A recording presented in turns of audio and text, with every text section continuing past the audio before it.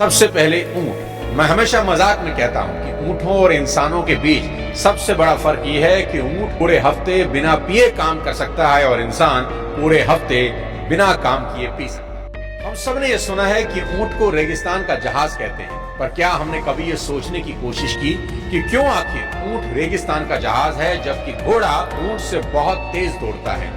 पर हम घोड़े की तारीफ में ऐसा कुछ नहीं कहते। आज समझते हैं क्यों। दोस्तों, दुनिया में कामयाबी दिलाने वाला अगर कोई सबसे बड़ा शब्द है तो वो है लगन। मतलब जब बाधाएं आपके रास्ते में आती हैं तो भी आप रुकते नहीं और अपनी दिशा में चलते ही चले जाते हैं। और अगर आप सही मायने में लगन सीखना चाहते हैं तो रेगिस्तान में जाकर ऊंट को देख लें। दूर दूर तक फैला हुआ रेगिस्तान, चेहरे पर और आंखों पर पड़ते गर्म रेत के थपेड़े, पानी का नामो निशान नहीं। सुबह से शाम तक अंगारे की तरह तपती रेत पर 30-40 मील दूर चलना, और इससे भी बड़ी बात, अपनी पीठ पर 200 किलो का वजन लाद कर चलना, और सिर्फ एक दिन नहीं, भगवान न जाने कितने दिनों तक। ऊंट हमें याद दिलाता है कि अगर हम संकल्पवान हों तो कुछ भी असंभव नहीं है। इसलिए आपके जीवन में जब भी चुनौतियां आए, ऊंट को याद कर लें और याद रखें, ऊंट धीरे धीरे ही सही पर निरंतर लगातार आगे बढ़ते रहते हैं, एक बार में सिर्फ एक कदम।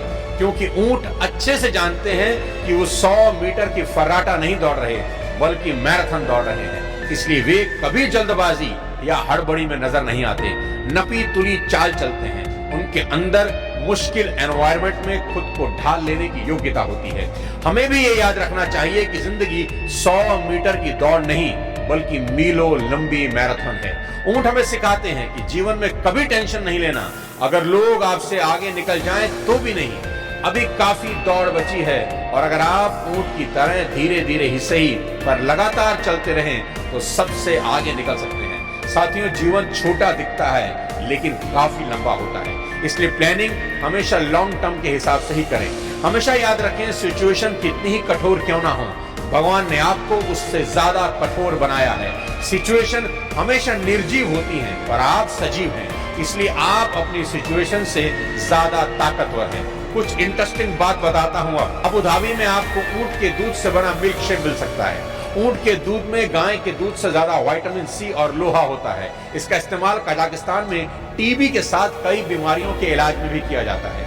ऊंटों का इस्तेमाल युद्ध में किया जाता है क्योंकि उनके करीब आने से घोड़े डर जाते हैं, क्योंकि घोड़ों को ऊंट की गंध से डर लगता है। हमारी भारतीय सेना और बीएसएफ के जवान राजस्थान के रेगिस्तान इलाकों में पहरा देने के लिए आज भी ऊंटों का इस्तेमाल करते रहते हैं, यानी वो हमारी पहरेदारी भी कर रहे हैं।